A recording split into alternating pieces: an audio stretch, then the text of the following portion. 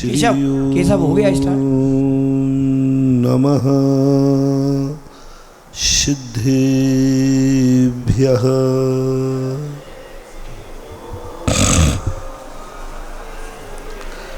जय श्री नमः सिद्धेभ्यः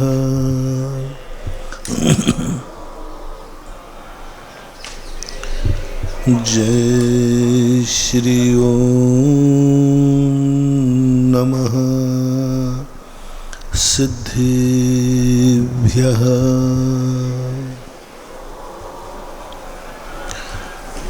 सर्वमंगल मांगल्यम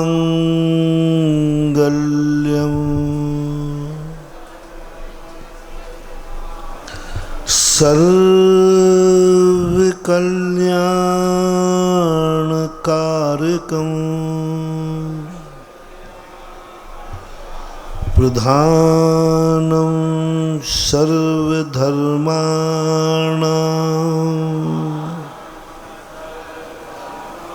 जैनं जयतु शासनं जैनं जयतु शासनम्। पंच परमेष्टि भगवान की, आचार्य श्री गुरुवर कुंद कुंद महाराज की, आचार्य श्री गुरुवर विद्यासागर महाराज की।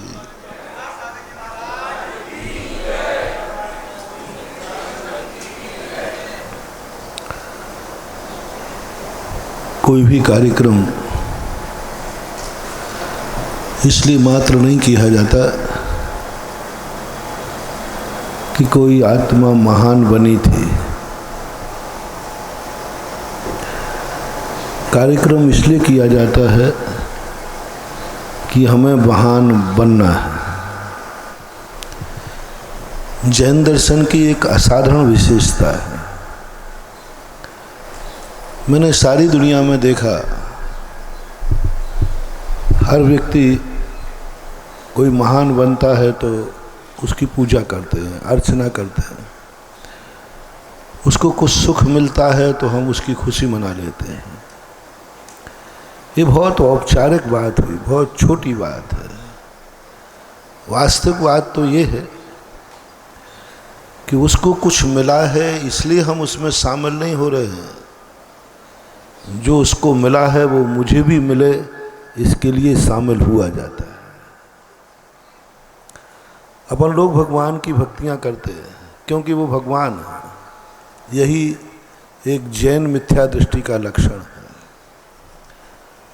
बहुत सारे सम्यक मिथ्या दृष्टि तुमने वो देखे जो कुगुरु कुदेव कुशास्त्रों को मानते हैं।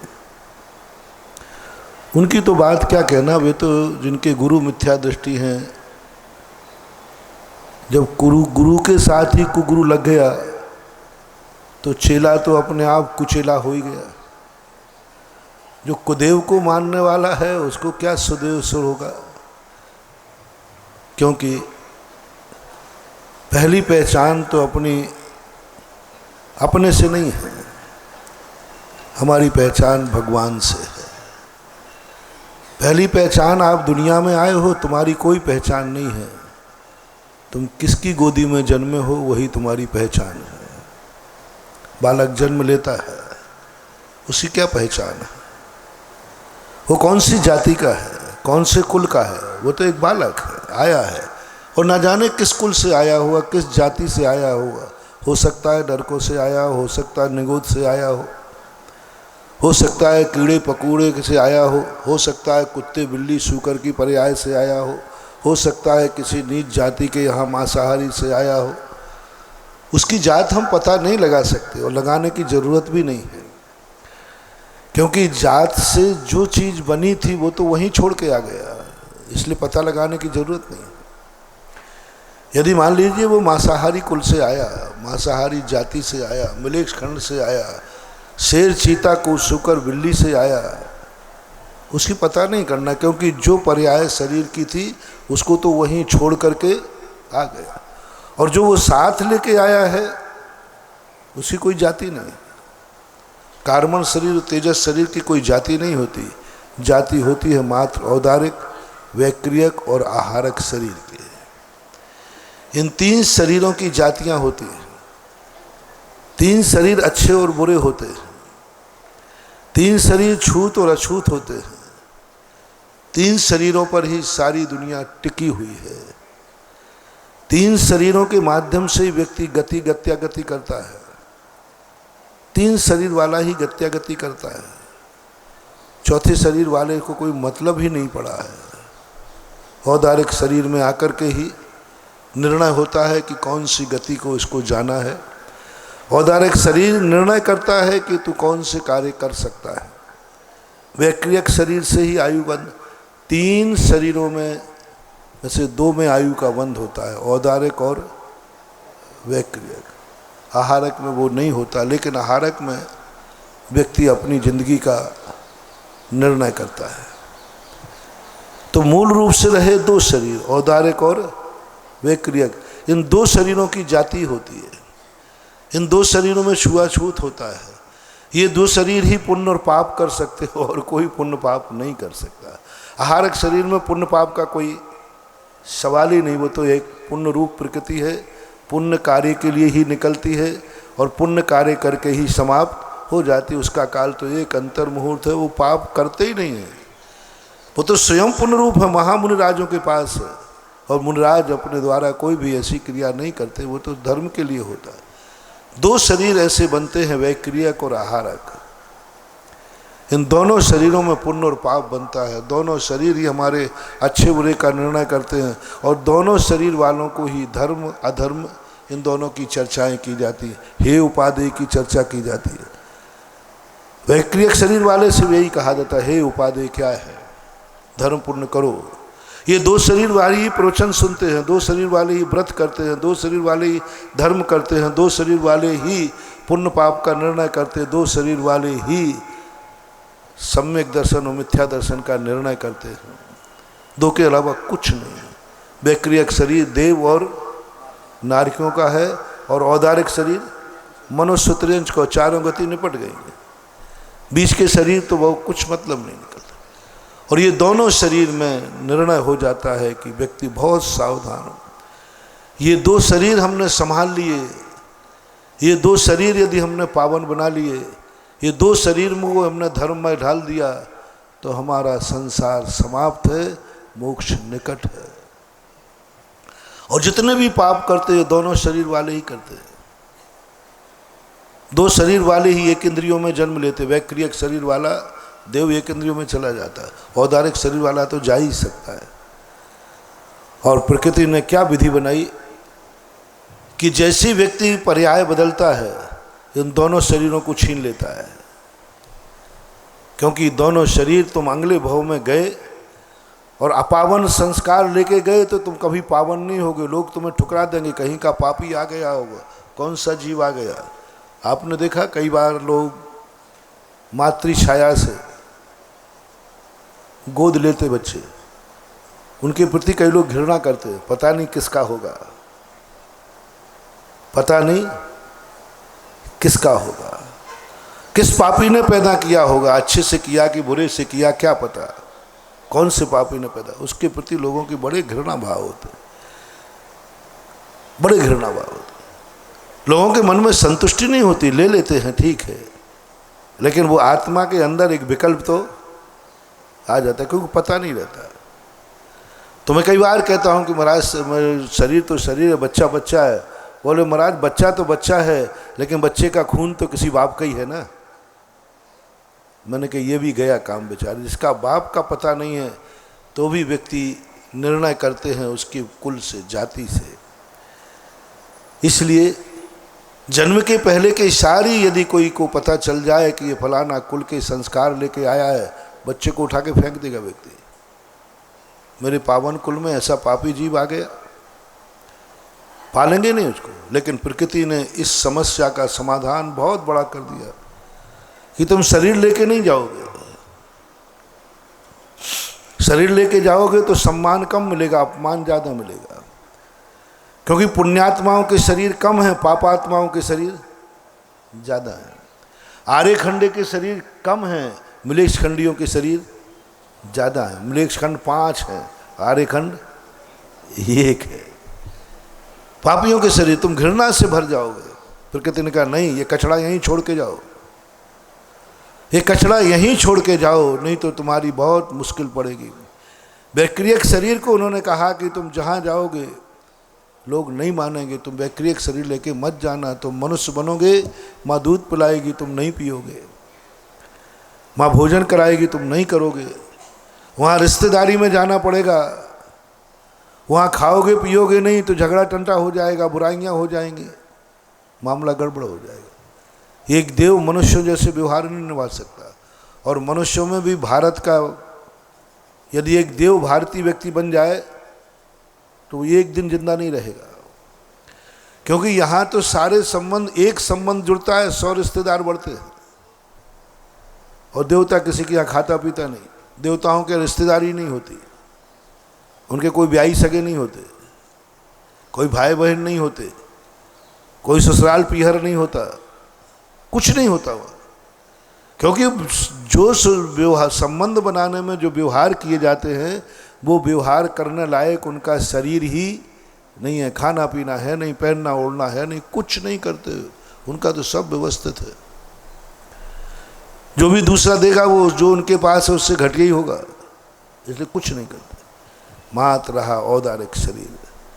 तो औदारिक शरीर की पहचान क्या है? आती व्यक्ति किससे पहचाना जाता है? कौन हो तुम? जिस दिन से तुम गर्भ में आते ही, जन्म लेते ही आपकी पहचान तुम स्वयं नहीं हो, आपकी पहचान है माँ बाप। माँ बाप, आप कुछ नहीं है, नथिंग, जीरो। आपकी पहचान है कुल और जाति। किस गोदी में आए हो आप, किस कुल में आए हो आप। व्यक्ति अतीत भूल सकता है, वर्तमान नहीं। व्यक्ति अतीत भूल सकता है, वर्तमान नहीं। हमारे जैन दर्शन में कहा कि अतीत में कोई भी कुछ हो जाए कोई बात नहीं, गया काम, वर्तमान नहीं भूल सकते। तो वर्तमान में तुम्हारी पहचान किससे है? आप लोगों से मेरा कहना है, संसार में तुम कैसे भी रहे हो, कैसा भी कुछ किया हो, बस एक पुण्य कमा लेना कि भगवान ये जिंदगी तो गुजर गई जैसे गुजरना थी, बस मैं ऐसी गोदी में जन्मूं जो गोदी मेरे पहुंचने के पहले ही पावन हो। मैं ऐसे कुल में जन्मूं जो मेरे पहुंचने के पहले ही, मेरे पहुंचने से पावन नहीं, वो तो कर नहीं पाओगे, तुम्हारी औकात नहीं है। तुम तो पावन कर ही नहीं पाओगे। क्या करोगे पावन? तुम्हारे पहुंचने से कोई कुल पावन होने वाला नहीं है। कुल से तुम पावन हो सकते हो, तुम्हारे से कुल पावन नहीं हो सकता। लाख उपाय करे, कितना भी शूद्र हो जाए, कितना भी चांडाल, कितना भी पुण्य कर ले, देवता भी जय जयकार करे, लेकिन उस चांडाल को किसी ने महाजन नहीं किया। चांडाल को तो कहानी भी लिखी तो किस नाम से लिखी? इतना बड़ा जैनी जिसकी देवता जय जयकार कर रहे हो। जैन कुल में जन्म लेने वाले जैन की देवताओं ने जय जयकार नहीं की। चांडाल कुल में जन्म लेने वाले की देवता जय जयकार कर रहे हैं, फिर भी कुल कौन सा है? चांडाल, धीवर, मातंग, उसको नहीं बदल सकते। तुम कितनी पावन हो जाना, तुम कुल को बदलने का अधिकार नहीं रखते, जाति को बदलने का अधिकार नहीं रखते। तुम कितनी पावन हो जाओ, बन जाओ, तुम बहुत तीर्थंकर बन जाओ तो क्या फर्क पड़ता है? कुल तो जो है। यहाँ तक शास्त्रों में कहा यदि शूद्र क्षुल्लक बन जाता है, आहा कितनी बड़ी पवित्रता। 11 प्रतिमाधारी, 11 प्रतिमाधारी क्षुल्लक बन गया, आरंभ परिग्रह त्याग दिया, फिर भी उसके साथ भेदभाव किया। तेरा जन्म कहाँ हुआ था? जन्म की पूछते हो बात धर्म में? धर्म में तो कर्म महान होना चाहिए, जन्म से क्या लेना देना? बड़ी गजब की बात जैन शास्त्रों में कही। उन्होंने कहा नहीं, तुम आत्मा से क्षुल्लक बन सकते हो, 11 प्रतिमा ले सकते हो, लेकिन तुम्हारा जन्म कहाँ हुआ था? तुम्हारा कुल कौन सा था? तुम्हारी जाति कौन सी थी? तुम्हारा क्षेत्र कौन सा था? यदि उसने कहा कि मेरा कुल तो शूद्र था, मेरा कुल तो मांसाहारी था, मेरा कुल तो इस प्रकार के था, उसको कहा इसको लोहे का कटोरा दे दो। और जैनियों से कहा कि इसको भोजन को लोहे के कटोरे में अलग ढंग से कराना। अब आप असैमी हैं, आवृत्ति हैं, प्रतिमाधारी, 2 प्रतिमाधारी मान लीजिए, और आप असैमी गृहस्थ हैं। असैमी बड़ा है कि 11 प्रतिमाधारी? बड़ा कौन है? 11 प्रतिमाधारी बड़ा है, लेकिन जब चर्या को गया तो अविरत सम्यक दृष्टि बड़ा है, उसने चौके में प्रवेश नहीं होने दिया। जहां वो स्वयं भोजन करेगा वहां 11 प्रतिमाधारी प्रवेश नहीं करेगा, नहीं करेगा, क्योंकि वंश का, खून का, शरीर का प्रभाव पड़ता है। इसलिए हम बाह्य क्रिया को एकदम न नकारें। आत्मा त्रिकालिक शुद्ध है, लेकिन आत्मा जिस घड़े में रखी है वो कैसा है, वो कैसा है? क्षेत्र के अनुसार भी हमारे यहाँ अभी हम लोग स्वाध्याय कर रहे हैं, उसमें आया क्षेत्र मिलेक्ष। क्षेत्र मिलेक्ष क्या मतलब है? अरे गुण मिलेक्ष तो जमता है कि भाई इसके आचरण नीच है इसलिए मिलेक्ष है, इसके आचरण अच्छे हैं। अरे सुधारवादियों की परिभाषा तो यही है, सुधारवादियों की परिभाषा यही जमती है कि जिसके अच्छे आचरण हो वो आर्य है और जिसके बुरे आचरण हो वो मिलेक्ष है। बहुत अच्छी परिभाषा, सबको समझ में आ गई। नहीं, जो फलाने स्थान पर जन्मे वो मिलेक्ष है, क्षेत्र से क्या लेना देना। गुण की बात समझ में आ गई थी। क्षेत्र वहां जन्मा, अब वो कितने गुण पाल ले, लेकिन वो क्षेत्रगत मिलेक्ष कहलाएगा। उस पर कानून क्षेत्र के लगेंगे, उसके पुरस्कार कानून मिलेक्ष खंड का लगेगा। उसको मोक्ष मिलने वाला नहीं है, उस पर कानून लग गया। मार सल्लाह, आप कौन से क्षेत्र पर जन्मे हैं, आप साधना बता दीजिए ना। आप जितनी तपस्या कहोगे वो मैं कर लूँगा। आप घानी में पेल दो तो पिल जाऊँगा। सवाल इससे नहीं है, सवाल है आपका क्षेत्र कौन सा, विलेक्ष। आपकी धारा अलग लगेगी, आपकी धारा अलग होगी। आपकी जाति कौन सी थी ये बताओ, क्या होता था उस जाति में? बोले मेरे माँ बाप मांसाहारी थे। बोले सवाल इसका नहीं, जाति कौन सी थी? बोले फलानी। मार्शल लॉ लागू हो गया, नहीं बन सकता। एक शूद्र कुल में जन्म लेने वाला क्षुल्लक से ऊपर नहीं उठ सकता। क्षुल्लक में भी पक्षपात, और मुनि तो वो बन ही नहीं सकता। ये कुल का जन्म, इसलिए महानुभाव मेरा कहना है तुम किसी को पवित्र नहीं कर पाओगे। तुम्हारी पवित्रता से कोई पवित्र होने वाला नहीं है, नहीं है। बहुत कम लोग होते हैं, उसकी चर्चा मैं बाद में करूंगा। बहुत बड़ी शक्ति होती, उनके लिए भी 100% वो पवित्र नहीं कर, कुछ को कर सकते। जैसे महावीर ने अमावस्या को कर दिया, नेमिनाथ ने गिरनार को कर दिया, ये कुछ माँ चंद वो भी पूरा नहीं कर पाए। पहले वो भी ऐसे पावन कुल में आए। इसलिए पहली साधना करो, पहली याचना करो, इतना तो पुण्य कमा ही लेना। जिस क्षेत्र में तुम्हारा जन्म हो वो तुम्हारे जाने के पहले से ही वो क्षेत्र पावन हो, पवित्र हो, सज्जन पुरुषों का स्थान हो। जहाँ पर तीर्थंकरों का विहार हुआ हो, तीर्थंकरों का जन्म हुआ हो, जिस भूमि पर तीर्थंकर विचरण किए हो, इतना पुण्य करो। ज़्यादा पुण्य की बात नहीं कर रहा हूँ, पंचम काल में ज़्यादा पुण्य कर भी नहीं पाओगे, लेकिन इतना पुण्य तो आपको करना ही है। पहली जिंदगी का सबसे बड़ा पुण्य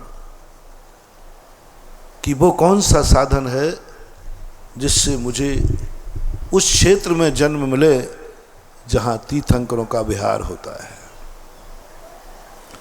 तीर्थंकरों का आहार होता है, तीर्थंकर जन्म लेते हैं। जो शाश्वत भूमियाँ, जो शाश्वत स्थान, सदा के लिए तीर्थंकरों का जन्म आर्य खंड में होता है। बंधु, आर्य खंड में जन्म लेना, यदि ये पुरुषार्थ तुम्हारी जिंदगी में कमा लिया, तुमने बहुत बड़ी चीज़ कमा ली। और इसके लिए एक ही बात करना पड़ेगा कि आर्य पुत्रों का पुराण पढ़ना पड़ेगा। आर्यता में कहीं दोष मत लगाना। आर्यों का लक्षण क्या है? आर्यों का लक्षण क्या है? कैसे बनोगे आर्य? मनुष्य की बात नहीं कर रहे, मनुष्य बनना तो बहुत सरल है, कुछ नहीं करना, थोड़ा विनम्र भाव रखना, कोई भी आए हाथ जोड़ लिया करो, छोटे बन जाना, बहुत छोटे बन जाना, बहुत छोटे बन जाना। सबको, बच्चे को भी जय जिनेंद्र कर लेना।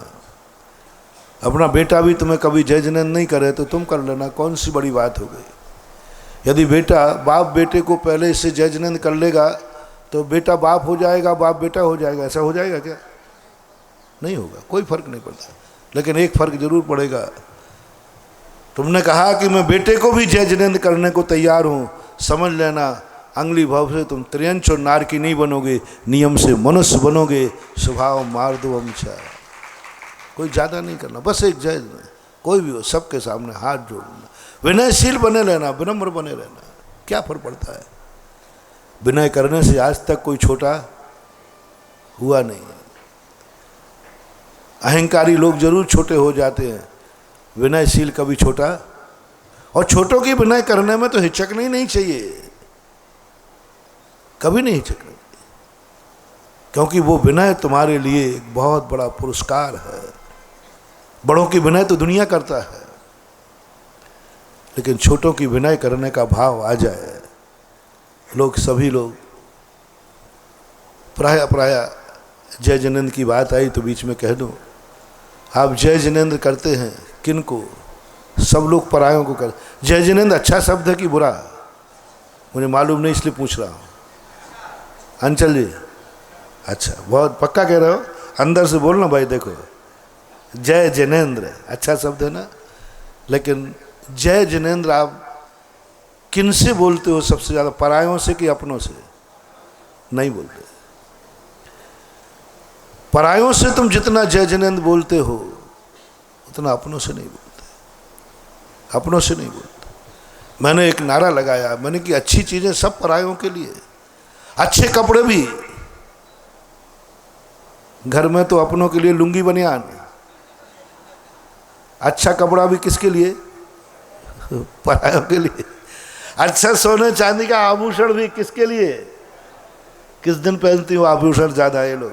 बाहर जाना हो, पर घर में तो बिना आभूषण के भी चल जाए। हाँ, आभूषण भी परायों के लिए, इतना महंगा सोना चांदी, आभूषण भी परायों के लिए, आपके वस्त्र भी परायों के लिए, आपके मकान का रंग रोगन, एलिवेशन भी, एलिवेशन बाहर दुनिया देखती है, वो सब परायों के लिए। गाड़ी की अंदर की भली सीट फटी हुई हो, लेकिन बाहर का मॉडल अच्छा होना चाहिए, बाहर का शर्ट और पैंट अच्छा होना चाहिए, भली अंडरवियर बनियान। एक व्यक्ति से मैंने पूछा, मैंने कि भाई आप कपड़े तो प्रतिदिन धोते हो? बोले हाँ। तो मैंने कहा भाई एक दिन मैंने उसको कपड़े बदल रहा था, मतलब बनियान, मैंने कि भाई तुम तो कह रहे थे बिल्कुल कलफ के कपड़े पहनता था और अंडरवियर। मैंने कहा ये क्यों नहीं? बोले तो 2-3 दिन के भी चल जाते हैं। मैंने बोले क्यों? बोले इसे कोई नहीं देखता, ऐसे तो मैं खुद ही देखता हूँ। यानी खुद के लिए मैला कुचला चल जाएगा, दूसरों के लिए बिल्कुल टनाटन टनोपाल। चलो कोई बात नहीं, ये तुम्हारी संसार की बातें हैं, लेकिन है मूर्खता की बातें। लेकिन सारे संसार में एक सही सब लोग कर रहे हैं, सभी एक दूसरे के लिए दिखाने के लिए कर रहे हैं, हम उससे तुम्हें अलग नहीं कर रहे हैं। लेकिन एक ऐसी पावन वस्तु जय जिनेंद्र है, किसके लिए? दूसरों के लिए, अपरिचितों के लिए। 99 लोग अपनों से सबसे ज्यादा तुम्हारा अपना कौन है? माँ के लिए बेटा, बेटे के लिए माँ, बेटे के लिए माँ, माँ के लिए बेटा, पिता के लिए बेटा, बेटा के लिए पिता। ये दोनों कब जय जिनेंद्र करते आपसी में? बोलो, क्या ये परंपरा है कि हर बेटा उठ करके अपने मम्मी पापा के पैर छूकर जय जिनेंद्र? भारतीय दर्शन की सलामी बहुत बड़ी विचित्र है। दुनिया में कितने भी भौतिकवाद कितना भी फैल जाए, कोई व्यक्ति एक दूसरे के अभिवादन में भगवान को नहीं लाता।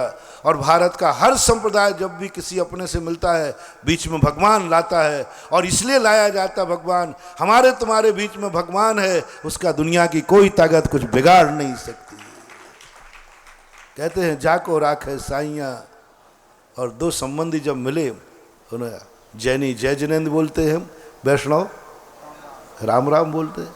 आराध्य को बीच में लाए। मुसलमान भी सलाम बोलते, कुछ बोलते हैं, लेकिन ये नमस्कार आदि परंपरा किसको नमस्कार कर रहा है? नमस्ते साहब, नमस्कार साहब, किसको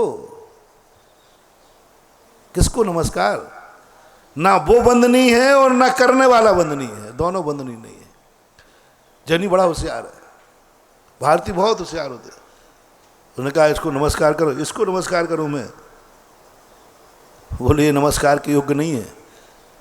बोलो तुम दोनों जो अभिवादन करते हो, क्या सही पूछो, क्या नमस्कार के योग्य हो? नहीं है, क्योंकि दोनों सामान्य।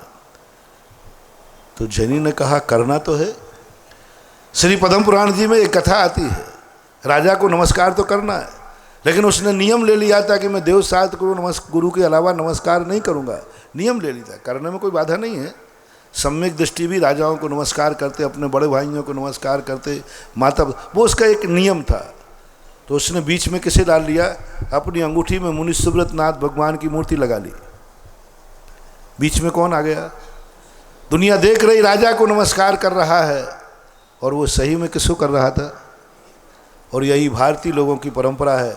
दुनिया कह रही इसने इसको ना अभिवादन किया, इसने इसका किया, और अंदर की बात ये है, ना मैंने तुझे किया ना मैंने अपने को किया, मैंने तो जय जिनेन्द्र जिनेन्द्र को किया है। बहुत बड़ा नियम देखो, कितनी कुशलता से निकाल दिया हमारे पूर्वजों ने, कितनी कुशलता से निकाल दिया कि तुम उस मिथ्या दृष्टि अज्ञानी को नमस्कार मत करना, तुम बीच में जय जिनेन्द्र कह लो, जिनेन्द्र को लाओ और हाथ जोड़ लो। तो हाथ सही में वीडियो में किसको आएंगे? अंदर की बात, हाथ किसको जोड़े? जय जिनेन्द्र, राम राम, भगवान को ला दिया बीच में। और ये साधारण कार्य नहीं था, ये था कि अपने दोनों के बीच में साक्षी भगवान है, कि मैं भगवान की साक्षी करके कहता हूं कि मैं तुझे अपना मानता हूं। भगवान की एक साक्षी है। इसके बहुत मैंने शोध किया इस पर कि भारतीय लोग भगवान को क्यों बीच में लाते हैं।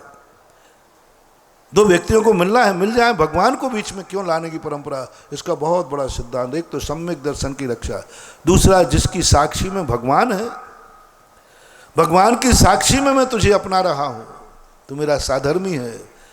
मेरा एक निर्णय और हो जाएगा, तुमने जय जिनेन्द्र किया, उसने भी जय जिनेन्द्र किया, इससे ये पता चल गया कि ये मेरा साधर्मी है। इसका देवता किसने है?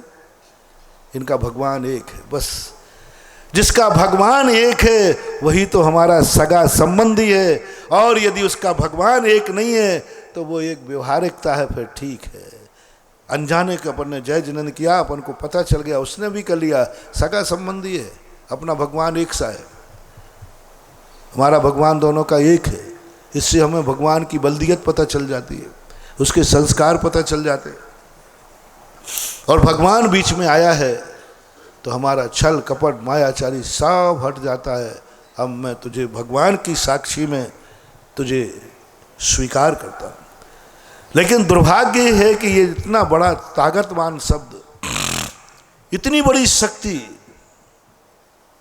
भगवान को तो भगवान सभी कह लेते हैं, मंदिर में तो भगवान को भगवान सभी कह लेते हैं, लेकिन एक सामने वाली साधारण आत्मा के सामने भगवान कहना, जय जिनेन्द्र, भगवान को जय जिनेन्द्र कहना कोई बड़ी बात नहीं है। ठीक है, भगवान है, लेकिन तुम तो उसके सामने जय जिनेन्द्र बोल रहे हो जो भगवान नहीं है। तो एक निश्चय नय की भी परंपरा का बीजारोपण हो जाता है कि हमें तो प्रत्येक आत्मा में भगवान दिखता है, जिनेन्द्र दिखता है। घट घट भगवान है और घट घट में भगवान है। वैष्णव दर्शन राम राम कहते हैं, उनका अर्थ क्या हो गया? घट घट में भगवान है, घट घट में।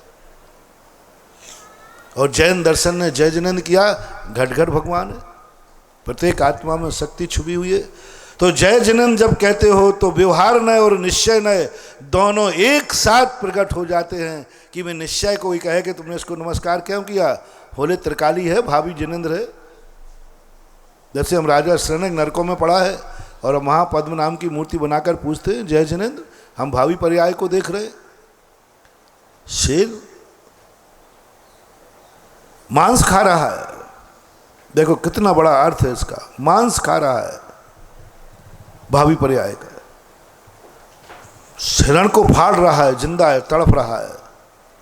एक महाराज ने आके, हो भावी तीर्थंकर, ये क्या कर रहे हो? भावी तीर्थंकर? मुझ पापी को, मुझ निकृष्ट को तीर्थंकर कहने वाला कौन? आंख उठा के देखता है, सम्यक्त को प्राप्त हो गया। हाथ में खून, मुंह में खून, आंखों से आंसू धारा बह गई। भावी तीर्थंकरों में ये पाप कर रहा हूं। किस दृष्टि से देख लिया उन्होंने? निश्चय नहीं की दृष्टि से देख लिया। व्यवहार न से तो वो शेर है, पापी है, निश्चय नहीं। जब अपन ने जय जिनेन्द्र कहा, वो इतने, और जय जिनेन्द्र कहा, सामने वाला समझने वाला होगा, बोले इसने मेरे में जय जिनेन्द्र देख लिया है, और हमने देख लिया। और व्यवहार में आया कि इसने एक अभिवादन किया है।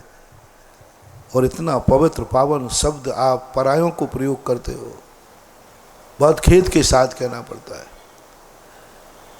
मम्मी पापा को 8 वर्ष तक सबसे पहले उठ करके, यदि तुम्हारा बेटा प्यारा है, बेटे से तुम्हें प्यार है, कुल दीपक बनाना चाहते हो, तो मम्मी पापा और परिवार का हर व्यक्ति पालने के पास जाकर उस बालक को जय जिनेन्द्र करे। और बालक में पालने पड़े हुए जय जिनेन्द्र बेटा, वो नहीं करेगा, वो कुछ नहीं सुनेगा।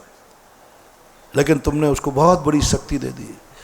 यानी भगवान को पहले दिया तो किसके बीच में रखा? भगवान को बेटे के बीच में। अब बेटे का कौन क्या बिगाड़ पाएगा? जिसने मम्मी पापा ने सुबह उठते ही सबसे पहले बेटे के बीच में भगवान को ला दिया, और बेटे का कुछ नहीं बिगड़ सकता, कुछ नहीं बिगड़ेगा। बिगड़ेगा तो अंत में सुधरेगा, पक्का है, क्योंकि शुरू से उसको कौन सा शब्द मिला? मेरा तो कहना है कि बालक को जब जन्म दो, माँ यदि होश में रहे तो बालक को कहे अतिथि है। पहला कौन है? सबसे पहले दिन आया तो कौन है? अतिथि किसे बोलते हैं? जिसका पता नहीं कहाँ से आया, कौन आया, अतिथि है। तो सबसे पहले उसको, माँ को पहला शब्द कान में गूंजना चाहिए, माँ का शब्द पढ़ना चाहिए बेटे के कान में, हे अतिथि, तू मेरी गोदी में आया, मेरे घर में आया, मैं तुझे जय जिनेन्द्र करती हूँ। पिता को पहला मुंह देखते समय उसको जय जिनेन्द्र शब्द बोलना चाहिए। सारे परिवार को जाकर के उसको प्रथम दर्शन पर जय जिनेन्द्र शब्द बोलना चाहिए। पहला अभिवादन अपने बेटे का करो। तुम बाप महाराज जी, मैं बेटे से, छोकरे से जय जिनेन्द्र करूं? मैं बाप हूं, बाप। हाँ बंधुओं, मत करो अहंकार। छोटे का अभिवादन करने से तुम्हारा कुल जीवित हो जाएगा, तुम्हारा कुल सुरक्षित रह जाएगा, तुम्हारा कुल दीपक अखंड ज्योति के समान शाश्वत अविनाशी हो जाएगा, और तुम्हारा वो कभी नाम नहीं डुबाएगा, क्योंकि पहला शब्द क्या मिला? जय। नमोकार मंत्र बाद में सुनाइए। नमोकार मंत्र तो बाद का है, वो तो उसका भोजन है, वो तो कुल का आचार है। पहले अभिवादन तो करो। तुम किसी को बुलाते हो तो पहले भोजन कराते हो कि अभिवादन? साधु को पहले तुम पड़गान करते हो तो पहले आहार कराते हो कि अभिवादन? पहले अभिवादन करते हो, पूजा करते, पाठ करते, बाद में फिर बाद महाराज को आहार सबसे लास्ट में कराते हो। पहले पूरा सम्मान कर लेते हो। ऐसे ही वो बालक तुम्हारे घर में आया है तो सबसे पहले उसका सम्मान होना चाहिए। वो कभी बेइज्जती नहीं पाएगा, कहीं दुनिया में अपमान नहीं पाएगा, दुनिया की कोई ताकत उसका अपमान नहीं करेगी। वो जहाँ भी जाएगा चारों तरफ उसका सम्मान ही सम्मान होगा, क्योंकि उसका सबसे पहले माँ बाप ने सम्मान किया है। जिस बड़े छोटे को बड़ों का सम्मान नहीं मिल पाया, उसे छोटे कभी सम्मान देने वाले नहीं महानुभाव। क्या देंगे? छोटे कभी सम्मान नहीं दे सकते। जिंदगी में वो कोई सम्मान नहीं देगा। उस बेटे का बेटा भी सम्मान नहीं देगा, कोई सम्मान नहीं देगा, क्योंकि उसने कभी बड़ों से सम्मान नहीं पाया। और बड़ों के सम्मान होश पूर्वक नहीं लिए जाते। उसको पता चल जाए कि ये बड़े मेरा सम्मान कर रहे हैं, वो अहंकारी हो जाएगा। ये और समझना मनोविज्ञान। यदि तुमने बड़े होने के बाद उसका सम्मान किया तो वो अहंकारी हो जाएगा। कल से कहेगा मेरे पैर पूजो। हाँ, मैं सम्मान बड़े छोटों का उस समय करते हैं कि छोटों को ज्ञान नहीं होना चाहिए, छोटों को पता नहीं चलना चाहिए कि मेरा सम्मान बड़े लोग कर रहे हैं। और आपको जानकारी करने की जरूरत भी नहीं है। कभी आप अपेक्षा मत करना कि मेरे बड़े मेरा सम्मान करें, यही तुम्हारे विनाश का समय आ जाएगा। दोनों तरफ समझना। तुम्हारे मन में कभी ये भाव आ गया कि मेरा बड़ा सम्मान करे, समझ लेना तुम्हारे मिटने के दिन आ गए। तुम्हारी इज्जत, तुम्हारा गुण, तुम्हारा पुण्य क्षय हो रहा है। एक बार बड़े से सम्मान कराने का भाव आने पर 6 महीने के पुण्य कमाया हुआ धूल में मिल जाता है। सोमदेव एक नीतिकार हुए, बड़ों से कभी सम्मान नहीं मांगना, चाहना भी नहीं, भाव ही नहीं करना, और बड़ों के सम्मान का तुम्हें याद भी नहीं करना, पता भी नहीं करना, सोचना भी नहीं। बड़ों से कोई सम्मान पाया जाता है क्या? बड़ों का सम्मान किया जाता है। ये तुम्हारे छोटों को बता रहा हूं, नहीं तो गड़बड़ मामला हो जाए। आज के दिन जाके सब घर में, पापा मेरे पैर पड़ना थोड़ा। बोले बेटा क्यों? बोले महाराज जी ने कहा है कि जो बड़ों से सम्मान पा जाता है उसकी सारे जगत में, तो आप मेरा सम्मान कर दो पापा, जिससे मेरी समाज में इज्जत बढ़ जाए। ऐसी गलती नहीं हो जाए, क्योंकि आप लोग बहुत एक बात को पकड़ ले तो मामला गलत हो जाए तो नहीं। छोटे को कभी स्वप्न में भी भाव नहीं करना, महानुभाव कभी नहीं करना बड़े मेरे सम्मान करें। तुम तो एक ही भाव करना, सदा में जिंदगी भर बड़ों का सम्मान करता रहो। छोटा बड़ों का जितना सम्मान करेगा उसकी ऊंचाइयां उतनी बढ़ना है, उतना ही ऊंचा उठना है। विनय मोक्ष द्वारम, विनय मोक्ष का द्वार है। मैं उसकी बात नहीं कर रहा हूँ, पता ही नहीं चलना चाहिए। एक बड़ी कहानी हमारे जैन शास्त्रों में आती है। देखो छोटों का देखना। एक शिष्य ने कोई अपराध कर दिया, गुरु के पास गया, गुरु ने प्रायश्चित दिया, बहुत जम के दिया। जा तेरा कल्याण नहीं होना, पापी कहीं का, अभव्य कहीं का, अनंत संसारी। जब साधु ये कठोर शब्द बोल दे, समझ लेना तुम्हारा बेड़ा पार है। समझ रहे हो ना? बेड़ा पार है। शिष्य को और साधु का अभव्य कहीं का, तेरा कल्याण नहीं होना, समझ लेना। अभव्य होता तो ये अपना मुंह बिगाड़ दे। कौन व्यक्ति किसके प्रति अपनी मुंह बिगाड़ता है?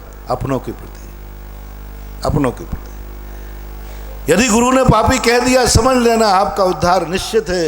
यदि गुरु एक जान लेते कि इसका उद्धार नहीं हो सकता है, तो वे अपना मुंह बिगाड़ने वाले नहीं थे। महान आत्माएं अपना क्रोध करती हैं, मुंह बिगाड़ते हैं, वचन बिगाड़ते हैं। जहां कुछ माल होता है वहीं बिगाड़ते हैं।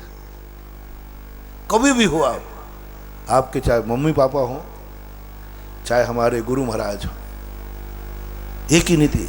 यदि मम्मी पापा तुझे कहते हैं दुष्ट पापी कहाँ का पैदा हुआ, मर जाता तो अच्छा था, यदि ये शब्द बोल दे तो समझ लेना पापा ने तुम्हारे प्रति कोई दम है सुधरने की। और वो कहें कि नहीं क्या फायदा है, कुछ फायदा ही नहीं है, अपना मुंह क्यों बिगाड़ू, तुझे जो करना है जो करो, मैं तो अपने इसको डांट रहा तो नहीं, काय को डांट के अपना परिणाम बिगाड़ो। कभी मम्मी पापा ये शब्द बोल दे में क्या फायदा है, क्या लेना देना है। उसको जो करना है करना। मैं तो क्रोध नहीं करूँगा, मैं तो नहीं डांटूंगा, मैं तो थप्पड़ नहीं मारूंगा।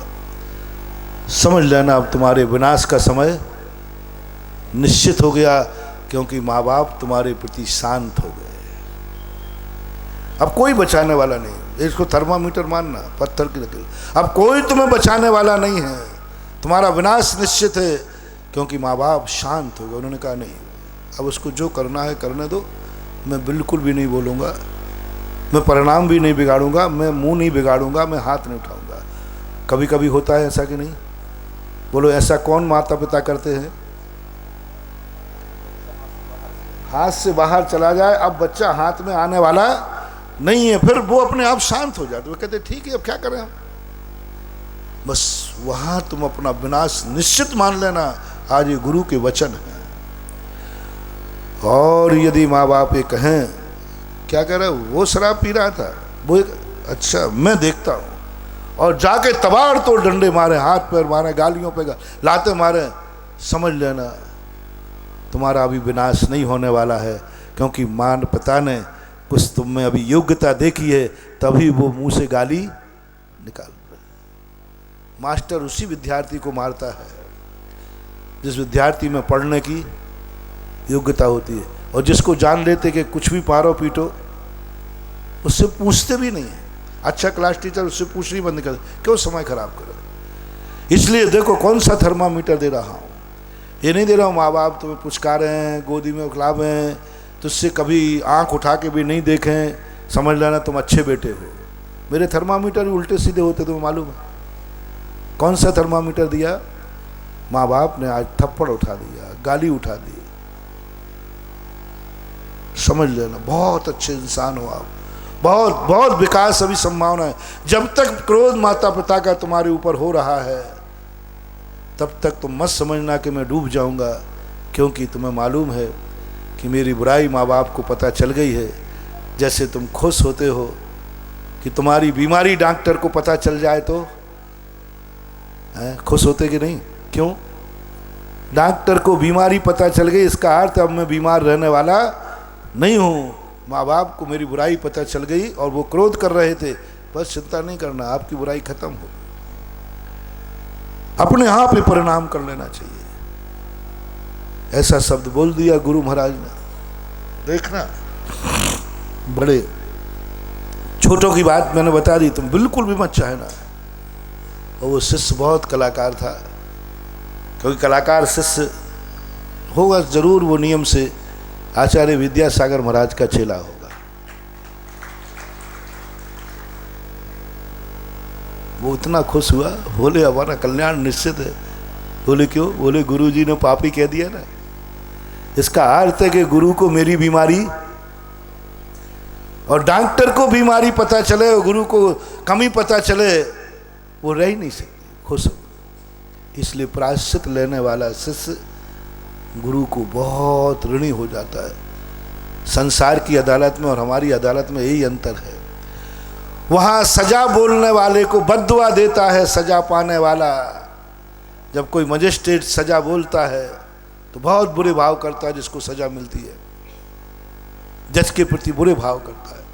और जब केस चलता है तो जज का दिमाग बदल जाए, जज बहुत बुरे भाव करता है। और बोलने के बाद तो इतना बुरा भाव करता है, हर सजा पाने वाला एक ही कहता है अदालत ने मेरे साथ न्याय नहीं किया। और हर वकील को देखना, वो तो उसने सामने वाले ने लैदे कर लिया होगा। कोई भी हारने वाला ये नहीं कहता हाँ अपराधी मैं ही था, कमी मेरी थी इसलिए मुझे सजा मिली। 90% वकील अपने क्लाइंट से क्या कहता है? आप पूछना, वकील साहब आप तो कह रहे थे, वो देखो गड़बड़ हो गया, उसने लैदे के कर लिया होगा। अपन ऊपर कोर्ट में चलते, सब बहाना। वहां बद्दुआ देता है सजा लेने वाला, और धन्य है धर्म की अदालत। जब गुरु प्रायश्चित देता है तो प्रायश्चित लेने वाला, दंड लेने वाला गुरु को दुआ देता है। वहां बद्दुआ देता है मजिस्ट्रेट को, और यहां प्रायश्चित देने वाला गुरु को दुआ देता है। ओहो धन्य है गुरुदेव, आपने मुझे दंडित कर दिया। वहां देखो धिक्कार है ऐसे मजिस्ट्रेट को जिसने मुझे दंडित कर दिया। अपराध किया है तो भी दंड स्वीकार नहीं। और यहाँ तो जैसे गुरु ने प्रायश्चित दिया, दंड दिया, वो अनंत उपकार मानता है। दीक्षा के समय भी इतना बड़ा उपकार नहीं है। आशीर्वाद देते समय कभी नहीं कहा, आशीर्वाद देते समय कभी नहीं कहा कि मैं बहुत उपकारी हूँ, अनंत उपकारी हूँ। मैंने कहीं नहीं देखा, कहीं नहीं लिखा कि गुरु ने जब आशीर्वाद दिया तो शिष्य ने कहा मैं बहुत उपकारी हूँ, मैं बहुत पुण्यात्मा हूँ, गुरु ने मुझे आशीर्वाद दे दिया। कहाँ लिखा? जब उसको दंड मिला, प्रायश्चित, उस समय क्या संबोधन देता है शिष्य गुरु को? ओ गुरुदेव, मैं किन से भाव में आपका ऋण चुकाऊंगा? आपका मैं अनंत अनंत भवों के ऋणी हूँ। आप मेरे भगवान हैं, आपने मुझे दंड दे दिया, प्रायश्चित दे दिया। वो गुरु के प्रति उपकार से भर जाता है। देखो लोक अदालत और धर्म अदालत में कितना अंतर आ गया। यहाँ उपकारी मान रहा है, धन्य हो गया, और उपकार मान करके वो आंख बंद कर लेता है। ओहो आज गुरु ने मुझे शुद्ध कर दिया, दंडित कर दिया, और आंख बंद कर लेता है। सुनो, बड़ों की बना देखना, तुम इच्छा मत करना, तुम भावना मत करना, जो जो छोटे हैं वे कान बंद कर लो, और जो जो बड़े हो किसी से वे कान खोल लो। हर व्यक्ति किसी ना किसी से बड़ा है और हर व्यक्ति किसी ना किसी से छोटा है। तो तुम जिससे छोटे हो वे थोड़े कान बंद कर लो, और यदि तुम किसी से बड़े हो तो कान खोल लो। खोलो, कैसा है अभिवादन। छोटा कान बंद कर ले, वे आंख बंद कर ली। गुरु उनके महाव किया, ओहो मैंने इसको दंडित किया और ये मेरा उपकार मान रहा है, मैंने इसको दंडित किया और मुझे भगवान मान रहा है। दुनिया के शिष्य हमने देखे कि आशीर्वाद देने वालों को भगवान मानते हैं, और मेरा शिष्य ऐसा है कि दंड देने वाले को भगवान मान रहा है। कितना अंतर है। दुनिया में देखो, आशीर्वाद देने वाले को भगवान मानता है।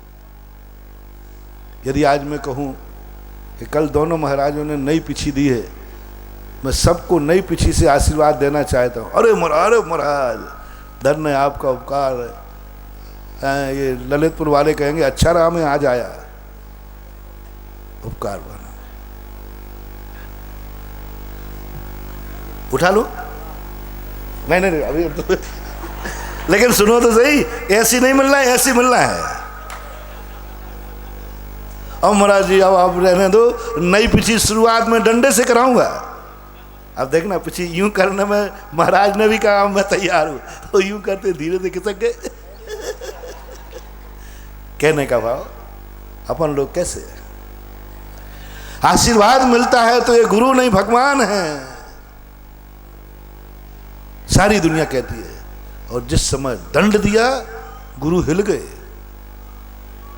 गुरु का गुरुत्व का गर्व गलन को प्राप्त हो गया, अहंकार की चूल से नीचे उतर आए।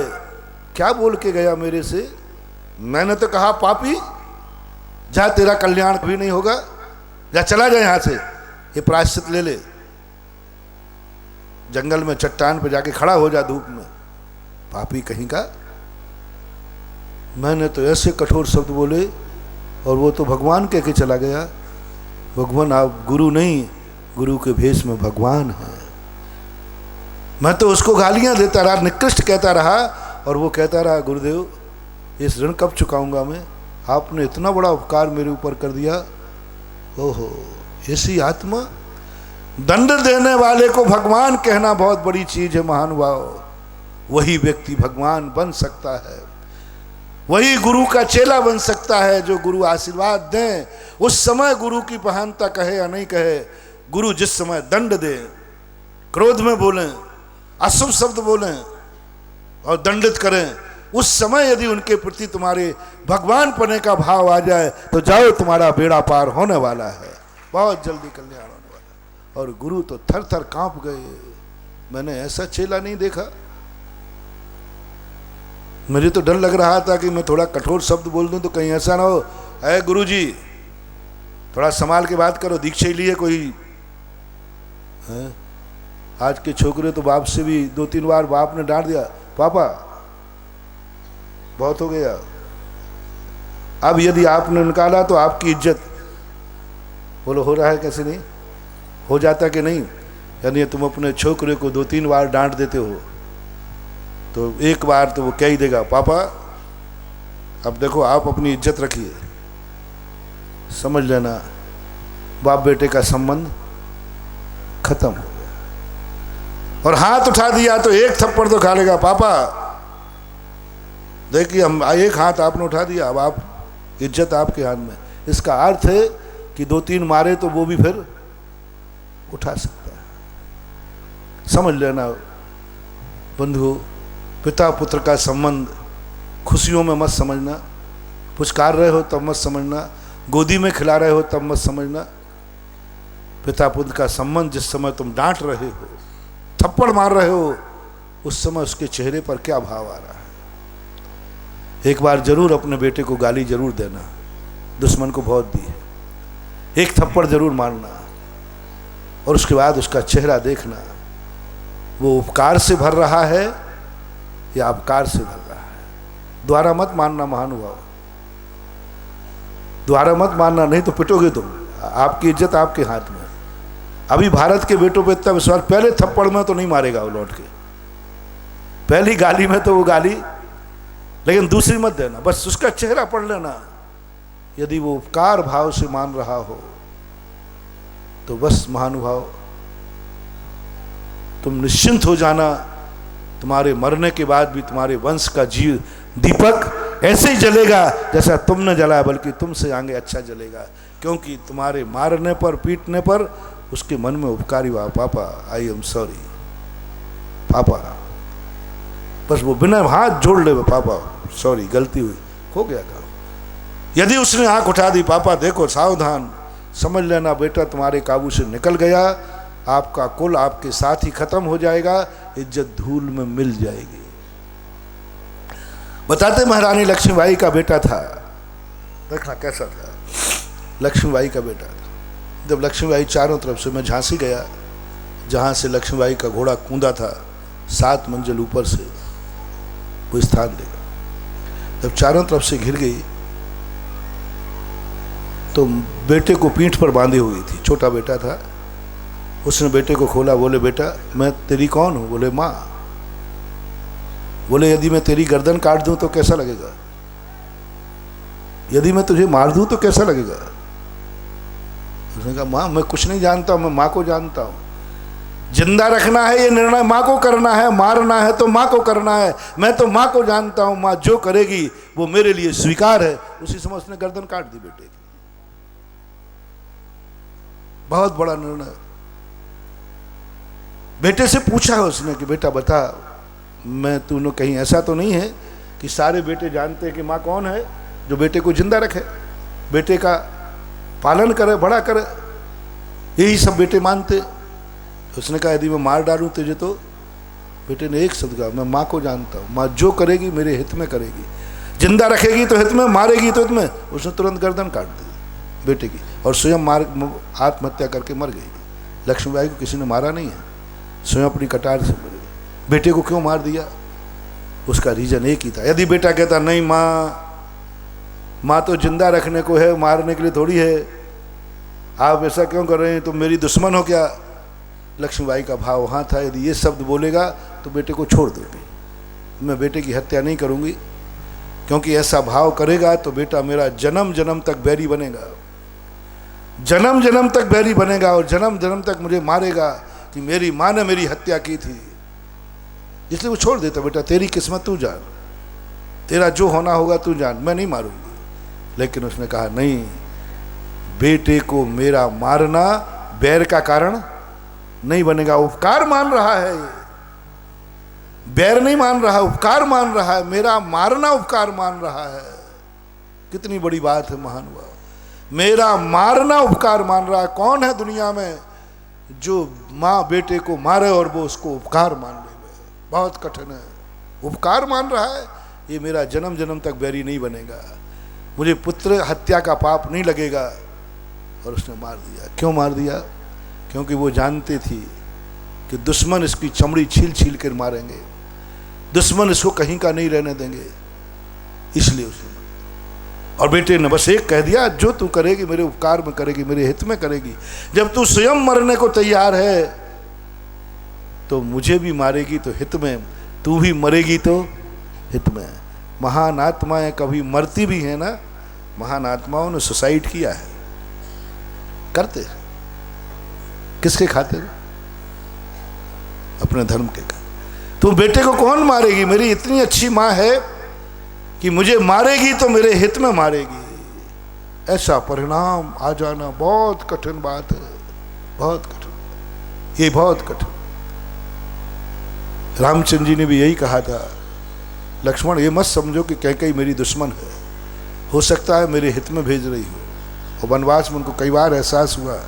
और लक्ष्मण से कहा, जिस समय एक दिन लक्ष्मण एक संत कुटी में से बाहर निकले, बोले भैया मजा आ गया, ऐसा तत्व ज्ञान, ऐसा प्रवचन मैंने तो कभी नहीं सुना, मजा आ गया। तो रामचंद्र जी तो इसी इंतजार में थे, बोले लक्ष्मण ये मजा किसकी बदौलत आया मालूम? ना माता कैकेयी वनवास भेजती और ना अपन कोई अध्यात्म मिलने वाला था। अपन तो राजगद्दी की राजनीति में लीन हो जाते थे। और आज जो अपन निश्चिंत होकर धर्म सुन रहे हैं, ये किसकी बदौलत? माता कैकेयी की बदौलत, इस बार तो उपकार मानो। कैकेयी नहीं, उसका तो नहीं मानूंगा। बोले मत मान, बहुत कठिन है राम होना। राम की आत्मा कुछ नहीं थी, वनवास भेजने वाले को भी उपकार मान रहा है वो आत्मा, वनवास भेजने वाले के भी पैर छू रहा है वो आत्मा, वनवास भेजने वाले को भी मां कह रहा है वह आत्मा। उसी का नाम है राम, उसी का नाम है श्री राम, उसी का नाम है मर्यादा पुरुषोत्तम राम, उसी का नाम है भारत के आदर्श। आज सबको इसी सब विशेषताओं से तो बलभद्र तो और भी हुए, लेकिन जितनी राम ने प्रसिद्धि पाई उतनी किसी ने नहीं पाई। और सबसे बड़े गजब की बात, किसी भी दर्शनकार के भगवान जो मूल भगवान हैं उनकी इतनी प्रसिद्धि नहीं है। ब्रह्मा विष्णु महेश को वैष्णव मानते, जैन मुसलमान नहीं मानते, और भी नहीं मानते। महावीर को कितने लोग मानते, जैन ही अकेले। लेकिन राम को, जो न तीर्थंकर थे, 24 तीर्थंकरों की इतनी मान्यता नहीं है, एक सी में सिमट गए। ब्रह्मा विष्णु महेश की भी इतनी मान्यता नहीं है, वो एक संप्रदाय में बंध के रह गए। लेकिन श्री राम एक ऐसा व्यक्तित्व थे जो भारत के हर संप्रदाय में अपने साहित्य में उनको उच्च स्थान दिया गया। किसी भी तीर्थंकर पर इतने पुराण नहीं लिखे गए जितने रामचंद्र जी के ऊपर लिखे गए। जैन दर्शन में किसी भी तीर्थंकर पर नहीं, आदिनाथ पर भी नहीं, महावीर स्वामी पर भी नहीं, इतने पुराण नहीं लिखे गए जितने रामचंद्र जी के ऊपर लिखे गए। सबसे ज्यादा साहित्य 28 रामायण, 30 रामायण। जैन दर्शन के बहुत साहित्य लिखा गया रामचंद्र।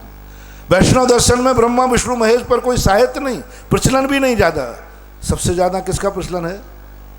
वैष्णव दर्शन में रामायण का प्रचलन है सबसे ज्यादा, रामचंद्र का। बौद्धों के यहाँ बौद्ध पर भी इतना साहित्य नहीं लिखा जितना राम के ऊपर लिखा गया।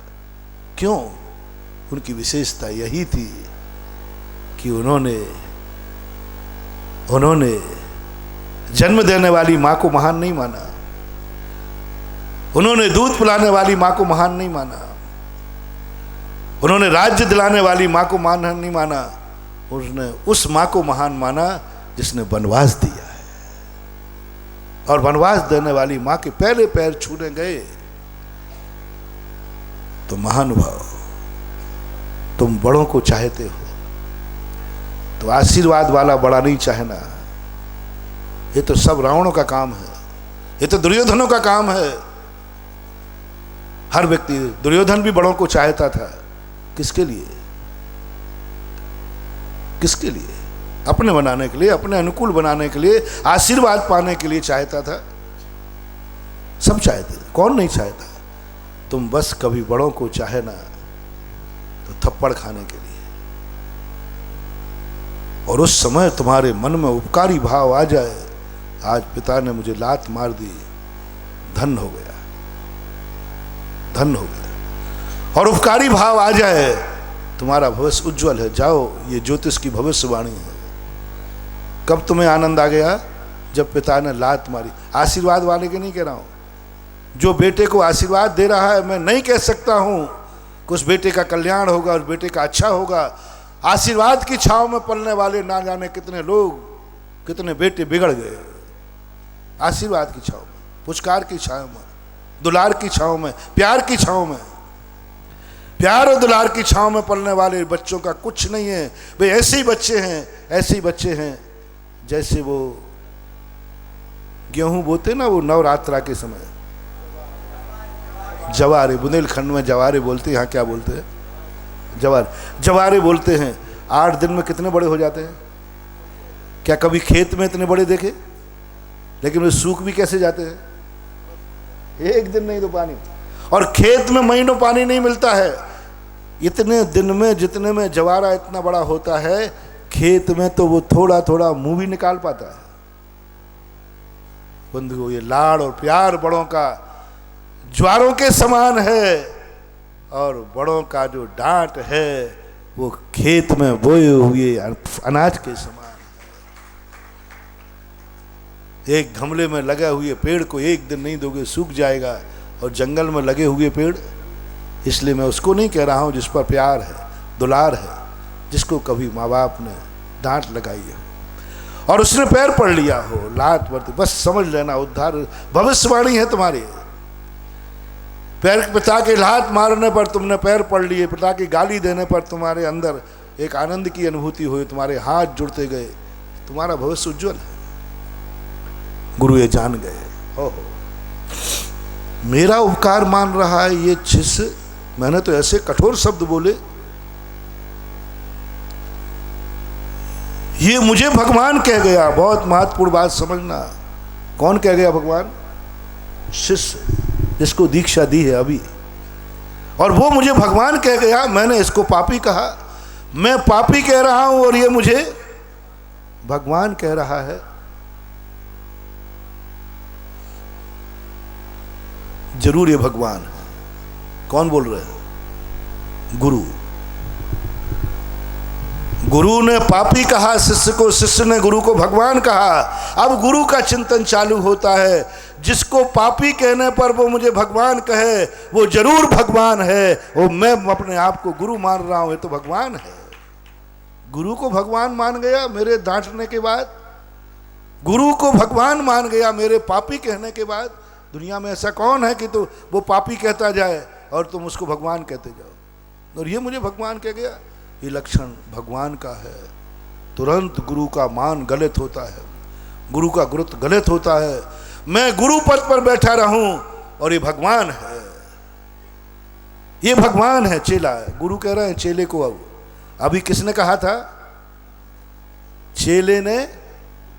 ये तो कोई बड़ी बात नहीं है ना, ये तो होते ही, कहते ही अपन लोग कहते हैं। लेकिन अब कौन कह रहा है? गुरु कह रहा है ये चेला नहीं हो सकता, इस पर मैं शासन करूंगा, इस पर मैं गुरु बनकर बैठा रहूंगा। नहीं, ये तो भगवान है। तुरंत उतने बड़े आचार्य पीछे उठाते हैं ब्रह्म भाव से।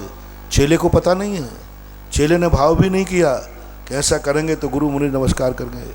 और गुरु महाराज उठाकर, मूलाचार में गुरु महाराज उठाकर उस शिष्य की 3 प्रदक्षिणा लगाते हैं और साष्टांग नमस्कार करके कहते हैं आज मैं धन्य हो गया, चेले के रूप में मैंने भगवान को पा लिया। चेले के रूप में भगवान को पा लिया। गुरु के रूप में तो भगवान दुनिया मानती है, लेकिन गुरु को चेले में भगवान दिख जाए तो बात बन जाती है। ये तो मैंने सब देखा है। बहुत कहते हैं मैंने गुरु नहीं पाया है, गुरु में, गुरु को भगवान तो अपन सब कहते हैं, हम भी कहते हैं, आप भी कहते हैं, सभी कहते हैं अरे मेरे गुरु नहीं है, साक्षात भगवान है। कभी ऐसा भी तुमने सुना कि गुरु कह रहे हैं मैंने चेला नहीं पाया है, मैंने भगवान पाया है, मैंने भगवान पाया है। और जो विनय चेले ने नहीं की महाराज गुरु की, वो विनय गुरु करने पहुंच गए। चेले ने तो 3 प्रदक्षिणाएं नहीं लगाई थी ना, गुरु ने 3 प्रदक्षिणा लगा, साष्टांग नमस्कार किया। अब बोलो, मैं आपसे पूछता हूं, जिसको गुरु से इतना सम्मान मिला हो, चाहा नहीं तो तुम गुरुजी मेरा सम्मान कर लेना थोड़ा, हाँ 1 झापड़ और लगाऊंगा सम्मान। आप कल्पना करें महानुभाव, मैं जब ये पंक्ति को जब पहले पढ़ा, कई वर्षों तक मैंने इसका ध्यान किया, तब समझ में बात आई। आप कल्पना करो, जिस चेले में गुरु को भगवान दिख गया हो, वो चेला कैसा है? बोलो ना। जिस गुरु को गुरु ने कहा चेला में भगवान, और 3 प्रदक्षिणा लगा करके उसको नमोस्तु किया। किसको किया? पर जिसको पापी कहा था और उसने भगवान कहा। ऐसा चेला होता है गुरु की दृष्टि में भगवान। और आजकल के तो स्कूल में यदि कोई मार देवे मास्टर, तो छोकरा ही कहता मास्टर साहब बाल बच्चे प्यारे हैं क्या? नहीं। बोले क्या बात? बोले बाहर निकलो 18 इंची।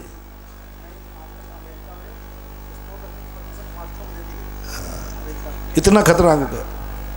आप बोलो, विद्यार्थी को मारने के लिए वो विद्यार्थी निपटा देता है, और विद्यार्थी नहीं निपटा पाया तो पापा आज मास्टर ने, अच्छा मास्टर की ये औकात, वो मास्टर को निपटा देगा।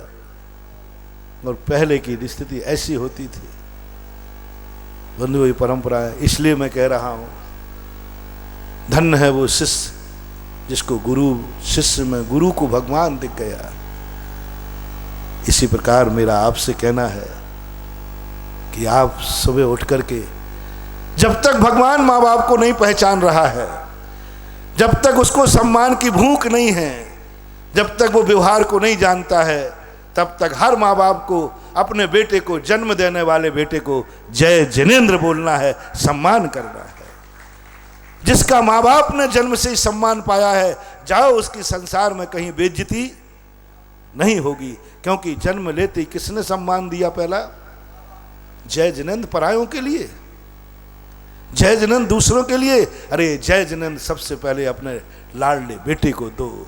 हर बाप को, जब तक बेटा छोटा है मत बड़े बने में रहो, मत अहंकार करना मैं माँ हूँ, मैं पिता हूँ, मैं कैसे करूँ। नहीं, बेटे को जय जिनेंद्र करो। देखता हूँ वो बेटा बड़ा होने के बाद तुम्हें एक एक पानी को, बूंद को कैसे तरसाता है। नहीं तरसाएगा। जिसने 8 साल तक माँ बाप का सम्मान पाया हो, वो कोई एक आध बिरला हो तो मैं कह नहीं सकता हूँ, 99% तो मैं गारंटी लेता हूँ कि वे माँ बाप जिंदगी भर अपने बेटे का सम्मान पाएंगे। लेकिन पहले किसको सम्मान करना है? माँ बाप को, अपने बेटे का जय जिनेंद्र। हाथ जोड़ के करो, अहंकार मत कर। आए छोकरे जय जिनेंद्र, महाराज ने कहा इधर आ, नहीं, ज्यादा भावगिरी।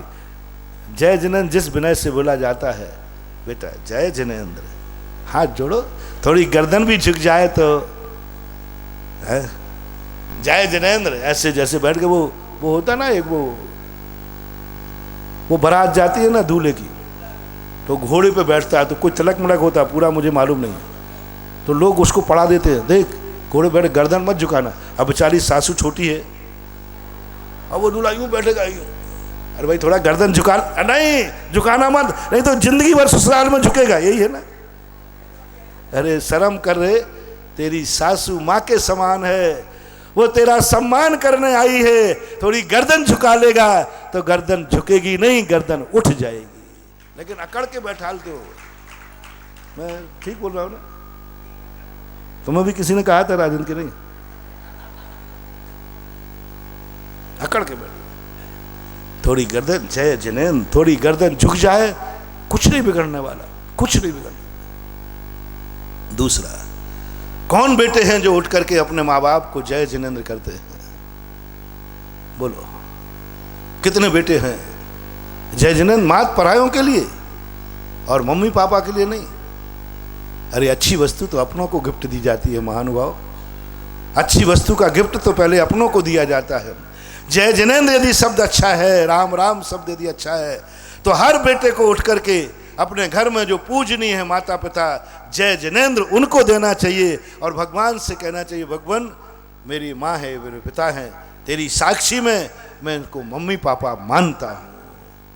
और जो प्रतिदिन भगवान की साक्षी में माँ बाप को माँ बाप मानेगा, भगवान की साक्षी में, वो बेटा कभी भी माँ बाप को तड़पता छोड़कर अपनी बीवी को लेकर भागेगा नहीं, कभी नहीं भागेगा, क्योंकि उसने जिंदगी भर जिनेंद्र देव भगवान को लाया है। एक बात। दूसरी बात, आपकी और निकटवर्तनी कौन है? अब उस पर भी आ रहा हूं। मियाँ बीवी दोनों एक साथ रहते हैं, बताते हैं, सुबह उठते ही सबसे पहले जो आपकी संगनी है, रात भर आपके साथ रही, आपकी धर्मांगनी है, सबसे पहले अच्छी वस्तु किसे दान करना चाहिए था? क्या तुम दोनों एक दूसरे को जय जिनेंद्र नहीं कर सकते? 90% लोग माँ बाप को फिर भी कर लेंगे, लेकिन पति पत्नी एक दूसरे को नहीं करते हैं। कई जगह प्रवचन दे दिया है, वहां की बात अलग है। क्यों भाई, क्या बुराई है? बताऊं तुम्हारे, यदि तुम ससुराल गए हो तो सबको जय जिनेंद्र करेगा। सुन रहे हो ना अंचल? इधर मोबाइल बाद में देखना। ससुराल गया है तो जय जिनेंद्र साधु सबको कर लोगे, और उसी बीच में श्रीमती पीहर में है, वो बीच में नंबर में आ गई तो झूठ मत बोलना। सासू को कर लिया, कर लोगे, पापा को कर लिया, साले साहब को कर लोगे, और साली साहब को तो डबल करोगे। अब वो अंदर की बात है, मैं कुछ नहीं बोल रहा हूँ, डिस्टर्ब नहीं कर रहा हूँ, और सबको कर लोगे। वहीं तुम्हारी पत्नी खड़ी है, झूठ मत बोलना। क्यों भाई, क्या बात है? क्या बात है? कौन है वो? तुम्हारी दुश्मन है क्या? पूज्य यति वृषभ महाराज ने त्रिलोय प्रणति के अंदर उल्लेख किया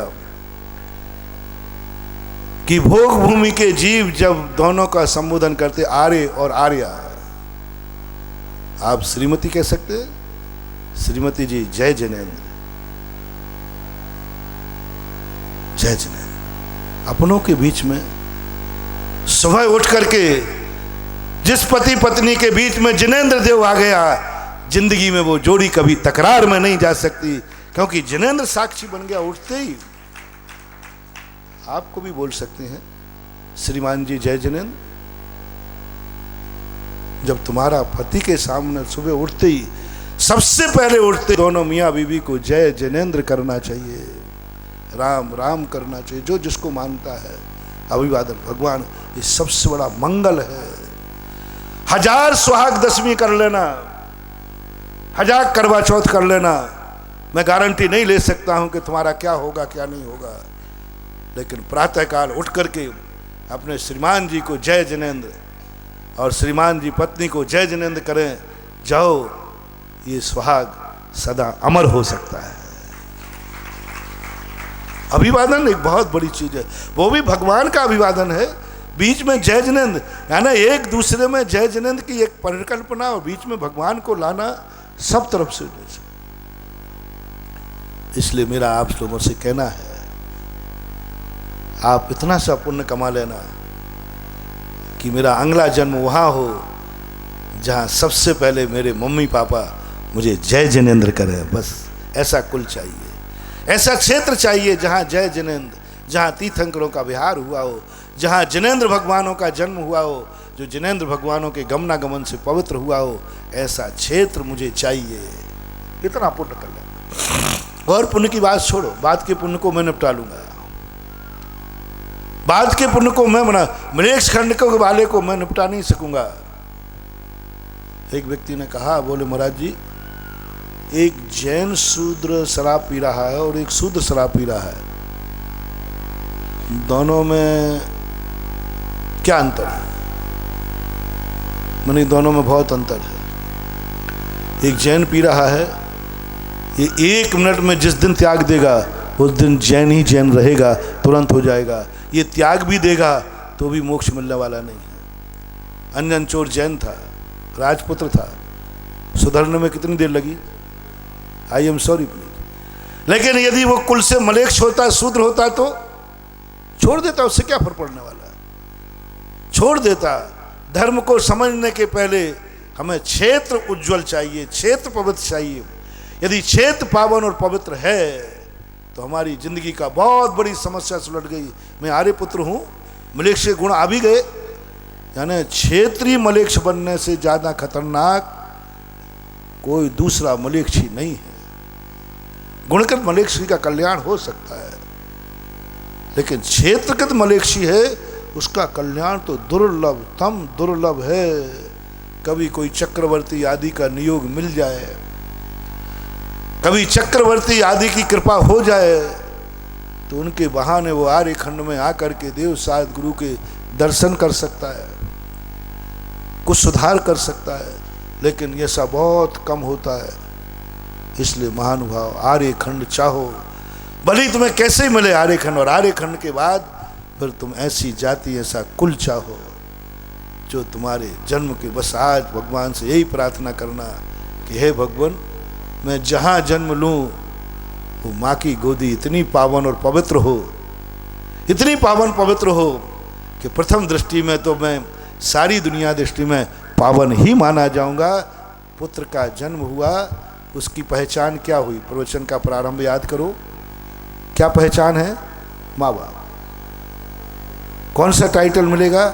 अच्छा व्यक्ति भी नीच कुल में जना तो टाइटल होना नीच कुल में जन्म हुआ, नीच कुलीन। और प्रथमता उच्च कुलीन में जन्म हुआ, तुरंत चर्चा हुई उच्च कुलीन का जन्म हुआ है, उच्च गोत्री का जन्म हुआ है, क्योंकि इसके माँ बाप, ये कैसा है ये पता नहीं है, अभी ये कहाँ से आया ये पता नहीं है, और ये क्या करेगा ये पता नहीं है। प्रथम था जो तुम्हें टाइटल मिला वो माँ बाप के कारण से मिला। इसलिए पहला टाइटल को अर्जन करो, इतना पुण्य कमाओ कि जन्म तुम्हारे किसी अपावन कुल में ना हो जाए, किसी पापी कुल में ना हो जाए, कोई शराबी जुआरी के कुल में ना हो जाए। तुम्हारा जन्म उस गोदी में हो जो गोदी इतनी पावन हो, इतनी पावन हो कि बिना जिनेंद्र के दर्शन के पानी भी नहीं पीती हो। अभी तुम्हारा नहीं, मैं तुम्हारा इंटरव्यू नहीं ले रहा हूं, अभी मैं ले रहा हूं। आजकल बड़ा पद्धति उल्टी हो गई बताते। एक बच्चा एडमिशन कराने गया कहीं देहरादून तरफ कहीं, वो लौट के आया, बोले महाराज बच्चे का एडमिशन नहीं हुआ। बोले क्यों?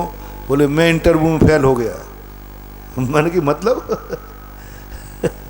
तुम्हारे तो मतलब बच्चा कहीं नहीं महाराज, उस स्कूल में निर्णय है कि मम्मी पापा का इंटरव्यू लिया जाता है। वो कहते जिसके मम्मी पापा मूर्ख हैं उस बेटे को हम अपने स्कूल बदनाम नहीं करेंगे, बेटे भी मूर्ख होंगे। तो आजकल मम्मी पापा का इंटरव्यू लिया जाता है। तो आजकल मैं भी इसी पैटर्न पर उतर आया, क्योंकि प्रभाव तो पड़ता ही है। मैं आपका कुछ नहीं पूछ रहा हूँ, आप कैसे हो, क्या हो, कैसा, कैसे भी रहो। मैं पूछ रहा हूँ कि जिस गोदी में जन्म लिया है वो मम्मी पापा कैसे है, वो कुल की वंश परंपरा कैसी है, वो क्षेत्र कौन सा है। पहला लक्षण, फर्स्ट एड। यदि क्षेत्र आर्यखंड है, माता पिता कैसे, क्या निर्णय है। आज महानुभाव कहना पड़ेगा, बच्चे भ्रष्ट नहीं हैं। 95% बच्चों को मैं सुधार सकता हूं, अकेली बहुत रिस्क ले रहा हूं। बस माता पिता सुधर जाएं। आज बच्चे भ्रष्ट नहीं हैं, भ्रमित हैं। आज बच्चे भ्रष्ट नहीं हैं, भ्रमित हैं। और आज माँ बाप भ्रमित नहीं हैं, भ्रष्ट हैं। क्या कह रहा हूं मैं? बच्चे भ्रष्ट नहीं हैं, भ्रमित हैं। उनको सही गाइड नहीं मिल पा रही, सही दिशा नहीं मिल पा रही। वो जिस दिशा में जा रहा है 90% माँ बाप भ्रमित नहीं है, माँ बाप भ्रष्ट है। बेटा तो गलत निर्देशन में भ्रष्ट हो गया, भ्रमित हो गया, लेकिन बाप तो बाप था, वो तो गलत में नहीं था। वो गलत रास्ते पे क्यों जा रहा है? बेटा गलत रास्ते पे जाता है तो मान लेना वो भ्रमित है, और पिता यदि गलत रास्ते पे जा रहा है तो समझ लेना वो भ्रष्ट है। बोलो निकृष्ट क्या है, भ्रमित होना कि भ्रष्ट होना? तो मैंने लक्षण बता दिया। बेटा यदि गलत रास्ते पे जा रहा है तो क्या समझना, ये भ्रमित है, इसको सही लाइन नहीं मिली, गाइड नहीं मिला, संस्कार नहीं मिला। और पिताश्री यदि गलत रास्ते पे जा रहा है तो भ्रमित मत मानना, वो भ्रष्ट है। बेटा गलत संगति में बिगड़ सकता है क्योंकि बालक है, इसलिए उसे भ्रमित कहा। पिता बड़ा है, वो गलत संगति को जानता है, फिर बिगड़ गया तो वो भ्रष्ट कहा जाता है, भ्रष्ट कहा जाता है। इसलिए आज माता पिताओं को सुधारना बहुत जरूरी है। हर बच्चा अभिषेक करना चाहता है, माँ बाप नहीं चाहते। हर बच्चा पाठशाला आना चाहता, माँ बाप नहीं चाहते। हर बच्चा आहार देना चाहता, माँ बाप नहीं चाहते। हर बच्चा प्रवचन सुनना चाहता, माँ बाप नहीं चाहते। इसी ब्यावर की ले लीजिए, मैंने हर जगह मैं पूछ लेता हूँ बच्चों से। एक बार मैंने पूछा कि बेटा शाम को पाठशाला आया करो ना, छुल्लक जी पाठशाला लगाएंगे, तुम्हारी इच्छा नहीं? पढ़ महाराज जी मेरी बहुत इच्छा है। बोले क्यों? बोले मम्मी मना करती है। मम्मी ने मना किया, नहीं जाना पाठशाला, यहाँ बैठ घर में होमवर्क करो।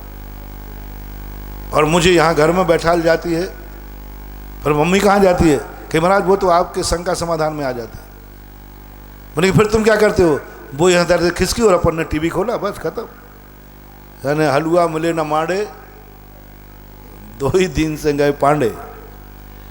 यानी बच्चे को पाठशाला भी नहीं आने दिया और बच्चे ने होमवर्क भी नहीं किया, वो भी कहता है कि मम्मी पधारो। 90% माँ बाप, मम्मियाँ तो पूरी कितना परसेंट कहूँ, सारी भ्रष्ट हो चुकी है। कोई नहीं लाना चाहती। मैं चौके में देखा बच्चा बच्ची, कभी बेटा बेटिया, महाराज जी मैं रात्रि भोजन त्याग करता हूँ 5 साल के लिए। मामा महाराज जी, महाराज 5 साल के नहीं 6 महीने के लिए। मैंने कहा हद हो गया, इस घर का कभी कल्याण है। बेटा 5 साल कह रहा और मम्मी 6 महीने कह रही। बल्कि बेटा 6 महीने कहता है तो कहता बेटा 5 साल का ले लेना, अभी कोई परेशानी थोड़ी है, अभी घर में ही तो रहना, कोई हॉस्टल थोड़ी जा रहा है। बल्कि उल्टा कहते हैं, बच्चा लेना चाहता है, बच्चा अभिषेक का नियम लेता, माताएं मना करती हैं। यदि 90% माताएं सुधर जाएं या पूरी माताएं सुधर जाएं कि मैं नियम लेती हूं, बच्चा आएगा, पक्का आएगा। बच्चा बहुत नादान है, स्कूल भी नहीं गया था, तुमने भेजा है। तुम कहती हो कि महाराज मैं तो बहुत प्रयास करती हूँ, वो बच्चा आता ही नहीं। ये सब बहाना है तुम्हारा। स्कूल कब जाना चाहा था, लेकिन फिर भी स्कूल आज जाने लगा कि नहीं? कौन व्यक्ति है जब स्कूल जाने के लिए तुमने ऑटो रिक्शा किया, स्कूल जाने के लिए कभी थप्पड़ मारा, स्कूल जाने के लिए चॉकलेट का लोभ दिया? किस माँ ने पाठशाला नहीं जाने पर थप्पड़ मारा हो? किन मोहल्ले वालों ने एक पाठशाला जाने का ऑटो रिक्शा कर दिया हो? स्कूल के ऑटो रिक्शा घूम रहे हैं गलियों गलियों में, पाठशाला का ऑटो रिक्शा घूम रहा है कौन सी गली में? आज माताओं की भी एक समस्या है, क्योंकि पहले इतने वाहन नहीं होते थे, व्यक्ति पैदल मंदिर जाता था। आज तो इतने वाहन है कि छोटे बच्चे को कैसे पाठशाला भेज दे, एक्सीडेंट हो जाएगा, नहीं भेज सकते। पहले स्कूल भी पैदल जाते थे, मंदिर पैदल चले, क्योंकि वाहन थे ही नहीं। आज तो इतना वाहन चल रहा है कि बच्चा नहीं जा सकता पैदल, स्कूल भी नहीं जा सकता। तो स्कूल का अल्टरनेट तो आपने ढूंढ लिया, ऑटो रिक्शा, स्कूल बस।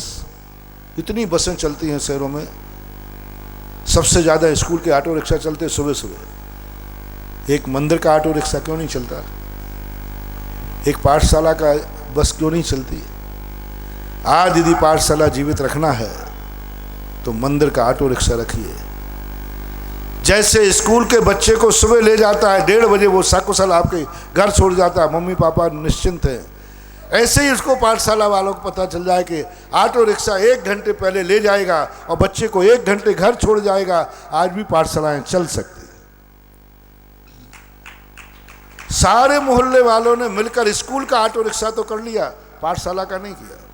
सारे मोहल्ले वाले कहे अपन एक ऑटो रिक्शा करते हैं बच्चों को पाठशाला भेजने के लिए, 1 घंटे पहले ले जाएगा, 1 घंटे बाद छोड़ जाएगा, बच्चे आ जाएंगे। लेकिन कोई माँ बापों को नहीं पड़ी है। बच्चा चाहता है, आना चाह रहा है, लेकिन माँ बाप उसकी व्यवस्था नहीं बना रहे। कभी तुमने थप्पड़ मारा कि आज पाठशाला क्यों नहीं गया? किस माँ बाप ने लोभ दिया कि बेटा यदि तू पाठशाला में इतने नंबर लाएगा तो तुझे मन माफिक जो वस्तु मांगी है वो मांगता है। हर बच्चा कुछ ना कुछ मांगता है, लेकिन कभी ये कहा तुमने ये वस्तु मिलेगी बेटा, तो पाठशाला में जो भाग चल रहा है ना, उस भाग में इतने नंबर लाएगा तो ये वस्तु तुझे मिलेगी? कभी दिया? नहीं दिया। पहले की एक पुरानी बात याद आ जाती है जो सुनते थे आप लोगों से, कि बताते हैं कि पहले के माता पिता बच्चों को भेजते थे स्कूल और पाठशाला। क्या क्या कहते, बच्ची नहीं जाती थी, अरे चले जा बच्ची, देख 24 भगवान के नाम रट ले, भक्तांबर पढ़ ले। बोले क्यों? बोले वो देखने वाले आएंगे, वे भक्तांबर का श्लोक पूछेंगे कड़ा। ध्यान रखना, कुंवारी बैठी रहेगी, कुंवारी। तो बच्ची घबरा जाती, अच्छा, तो वो चली जाती थी। आरिका बनने के लिए नहीं,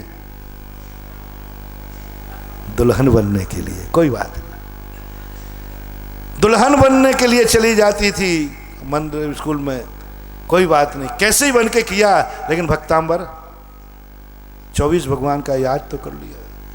ये माँ बाप का टाइटल होता था। और बेटे को यही कहा जाता था, बेटा पढ़ ले, नहीं तो कुंवारा रहेगा, कोई नहीं मिलने वाली। ससुरा देखने आएगा, वो पूछेगा कि बताओ श्रेयांशनाथ भगवान का चिन्ह क्या है, ऐसे ही रहेगा। तो बच्चा भी झक मार के जाता था। काहे के लिए? मुनि बनने के लिए नहीं। कोई बात नहीं, मैं तो आज अपने भक्तों से, सारे भारत के लोगों से कहता हूं कि यदि तुम गृहस्थी नहीं त्याग सकते हो, यदि अनविवाहित ब्रह्मचारी व्रत नहीं ले सकते हो, चलो गृहस्थ बनो। मैं आशीर्वाद तुम्हें देता हूं, रिक्सी आदमी मैं दे देता हूं, चिंता मत करो। बस एक नियम ले ले में मेरे सारे भारत के बाद जैनी, कि बेटे के लिए हम बहू ले देखने जाएंगे, उससे 2 बातें धर्म की जरूर पूछेंगे, बाकी तुम सब पूछ लेना, जो तुम पूछते हो, गाना पूछ लेना, सब जो तुम्हें पूछना पूछना। गुरु का आशीर्वाद ले लो रे, जिंदगी अच्छी चलेगी। और मेरा क्या नियम है? 2 बातें बस, ज़्यादा कुछ नहीं पूछना। दो बातें, नमोकार मंत्र का अर्थ पूछ लेना, नमोकार मंत्र में कितने अक्षर हैं ये पूछ लेना, नमोकार मंत्र में किनको नमस्कार किया गया इतना पूछ लेना, 24 भगवान के नाम चिन्ह पूछ लेना, और अच्छा हो सके तो भक्तांबर पूछ लेना, और अच्छी चाहिए है तो तत्वार सूत्र पूछ लेना। और क्या, इतना यदि तुमने पूछ लिया, तुम्हारा उपकार मेरे लाखों प्रवचनों से भी ज़्यादा है। मैं लाखों प्रवचन दे करके भी भक्तांबर और नमोकार मंत्र की प्रभावना कर पाऊंगा कि नहीं? तो मात्र शादी करने वाले बेटे के बिटिया को देखने जाओ, बहू को, उस समय धर्म की दो बातें पूछ लेना, उससे पाठशाला जिंदा हो जाएगी, धर्म जिंदा हो जाएगा और संस्कार तुम्हारे जीवन में पड़ जाएंगे। ऐसे बिटिया के लिए ब्याह वाले तो कम से कम मान ही जाओ कि बेटा की शादी करना, बिटिया की, तो उस कुंवर साहब से करना, दो बातें धर्म की पूछना, और दो बातें धर्म की पूछकर शादी करोगे तो जाओ साधु की दुआएं लेती जा। बोल दो आगे ना, कितनी बातों में आशीर्वाद दे रहा हूं? दो बातें धर्म की पूछो, क्योंकि संसार परमार्थ के लिए ही धर्म नहीं करना चाहता, संसार के लिए धर्म करने को जल्दी तैयार है। बोलो, संसारी प्राणी परमार्थ के लिए धर्म करना जल्दी तैयार हो जाएगा कि संसार के लिए? बोलो ब्रह्मचारी लोग, है संसार के लिए। कोई बात नहीं। हम पूज्यपाद स्वामी ने कहा कि धूप से छाया भली, परमार्थ के लिए ना सही संसार के लिए किया, लेकिन धर्म ही तो किया, तो उन्होंने कहा धूप से छाया भली, कम से कम देवगति आदि को प्राप्त करेगा। भले उसका कल्याण होगा या नहीं होगा, लेकिन संस्कारवान जीव से एक फायदा जरूर है कि दूसरे का विनाश नहीं होगा, विनाश नहीं होगा। मान लीजिए कोई भाव से व्रत स्वीकार नहीं किया, लेकिन ये नियम ले लिया मैं किसी जीव को मारूंगा नहीं, संकल्प पूर्वक, भाव से नहीं लिया, ऊपर से ले लिया। मान लीजिए उसको कुछ भी नहीं मिला, लेकिन फायदा एक तो हुआ कि दूसरे जीव की हत्या नहीं हुई। मैंने पूज्यपाद की इस पंक्ति पर बड़ा विचार किया। मैंने कि ये कौन सा नियम, धूप से छाया बोली, इससे क्या होने वाला है? कल्याण थोड़ी होगा।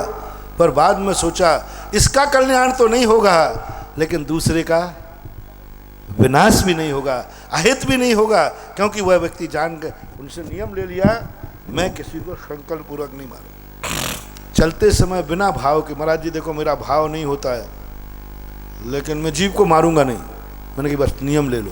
क्यों? तुम्हारा उद्धार हो या नहीं हो, लेकिन वो चींटी जिंदगी जीने से बच गई, मर जाती नहीं, वो बच गई, जिंदगी जिएगी, मरेगी नहीं। तो द्रव्य व्रत भी स्वयं को फायदेमंद हो या नहीं हो, लेकिन दूसरे का उद्धार तो करते ही हैं। तुम भली बिना धर्म के पाठशाला आओ, लेकिन कम से कम इतना तो हो गई कि तुम्हारे कुल को वह संस्कारित करेगी, कुल में कम से कम धर्म लेकर आएगी।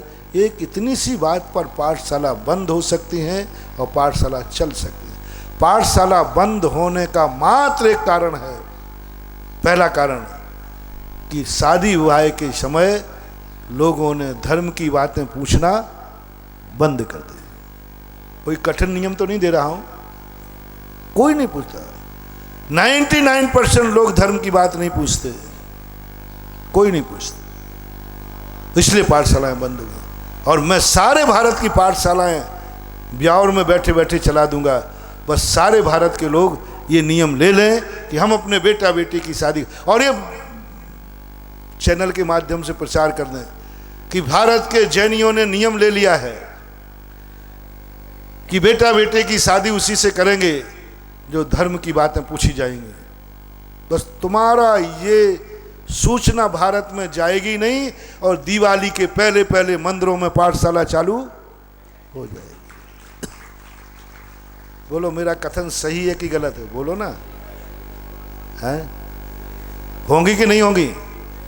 लेकिन सारे भारत को घोषणा करना पड़ेगी एक साथ कि हम जब भी शादी विवाह करेंगे सब बातें पूछेंगे, सब देखना, लेकिन 2 प्रश्न धर्म के भी आएंगे। चलो वो कोर्स निकाले देता हूं मैं, शादी विवाह कोर्स,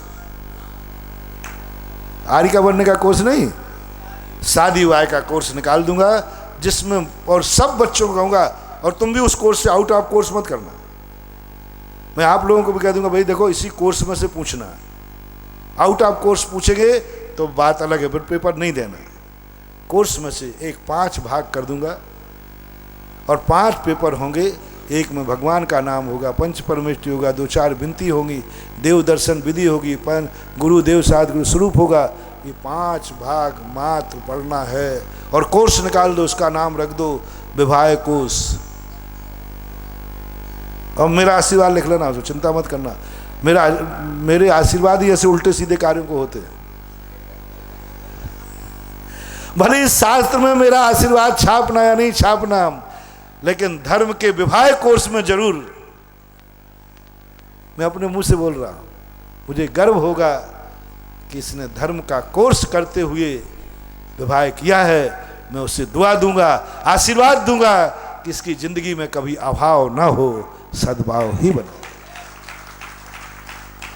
इतनी सी दुर्घटना घटी, आप लोगों ने पूछना बंद किया, उधर पाठशालाएं बंद हो गई। काहे के लिए? कौन को आरिका बनना है, कौन को महाराज बनना है, कौन को ब्रह्मचारी ब्रह्मचारिणी बनना है, कौन को वृत्ति बनना है। दूसरा कारण जो मैंने बताया कि माँ बाप लोग बच्चे को उतना प्रेशर नहीं देते हैं जितना प्रेशर स्कूल जाने के लिए देते हैं। माँ बाप उतनी सुविधा बच्चे को पाठशाला आने के लिए नहीं देते हैं जितनी सुविधा स्कूल जाने के लिए। माँ बाप बच्चों को उतना लोभ नहीं देते हैं जितना स्कूल जाने के बाद लोभ मिलता है, यहाँ जाने के लिए नहीं मिलता। माँ बाप की डांट जितनी स्कूल जाने के लिए मिलती है उतनी पाठशाला जाने के लिए नहीं मिलती। ये 3-4 कारण ऐसे हैं जिन कारण से धर्म धीरे धीरे समाज में से गायब हो रहा है, समाज में से गायब हो रहा है।